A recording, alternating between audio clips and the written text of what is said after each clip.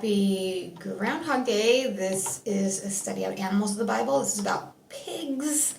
Some versions call it swine. Proverbs 11:22, as the jewel of gold in a swine's snout, so is a fair woman which without discretion. A jewel in a pig's nose is like a fair woman without discretion. Luke 15:16 mentions it. That's in the story of the prodigal son.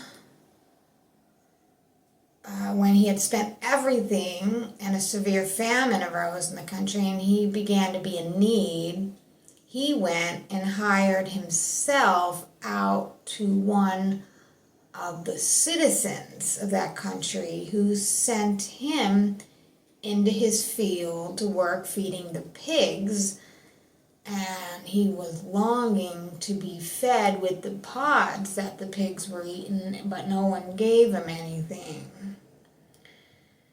But when he came to himself, he said, "How many of my father's hired servants have more than enough bread, but I perish here with hunger? I will rise and go to my father, and I will say to him, Father, I sinned against heaven and before you. I am no longer worthy to be called your son. Treat me as one of your hired servants." But he arose and came to his father. But while he was still a long way off, his father saw him and felt compassion and ran and embraced him and kissed him. And the son said to him, "Father, I have sinned against heaven and before you. I am no longer worthy to be called your son." But the father said to his servants, "Bring quickly the best robe and put it on him, and put a ring on his hand, shoes on his feet, and bring the fattened calf and kill it. And let us eat and celebrate, for this my son was dead and is alive. Again, he was lost and is found." And they began to celebrate. I'm not going to read the whole story because this is about pigs. Luke 8:32, there was a herd of many swines feeding on the mountain, and he besought him that he would suffer them to enter into them, and he suffered them. It's in the Leviticus, that's the law, probably on food. And the swine, though he divided the hoof and be cloven-footed, he cheweth not the cud. He's unclean.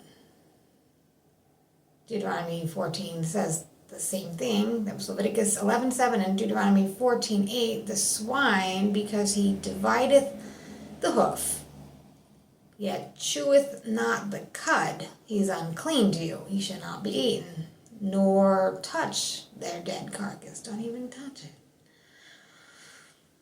Isaiah 65:4,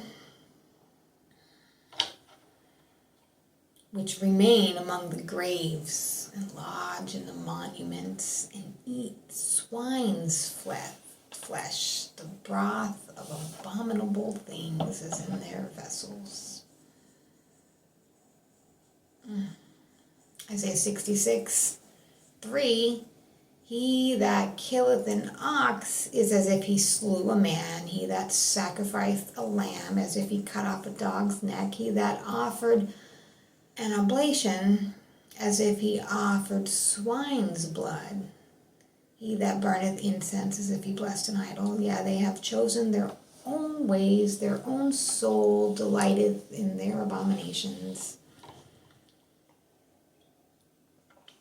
Isaiah 66:17, talking about these people that sanctify themselves and purify themselves in the gardens behind one tree in the midst, eating swine's flesh and the abomination, and the mouse shall be consumed together, saith the Lord.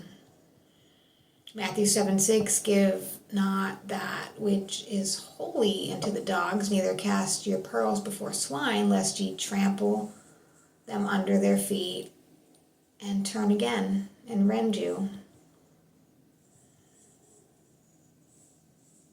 Matthew 8, I think it's the rest of the story we just heard. There was a good way off from them a herd of many swines that were feeding. So the devils besought him, saying, if thou cast us out, the devils, suffer us to go away into the herd of swine. And he said to them, go. And when they were come out, they went into the herd of swine, and behold, the whole herd of swine committed suicide. They ran violently down a steep place into the sea and perished in the waters. When pigs swim.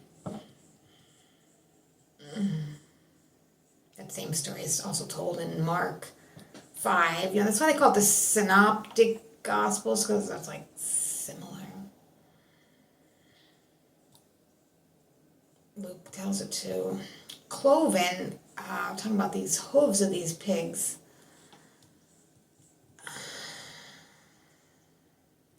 I looked up cloven, and it says like divided in two.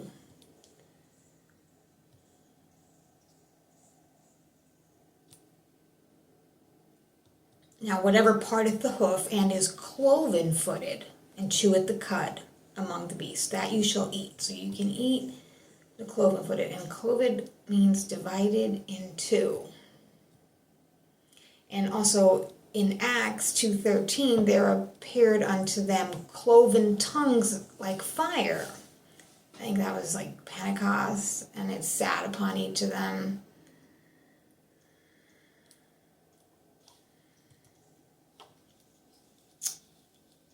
And then there's some more law, cloven foot's in there in Leviticus. The swine, though he divideth the hoof, and be cloven-footed, he cheweth not the cud, he's unclean.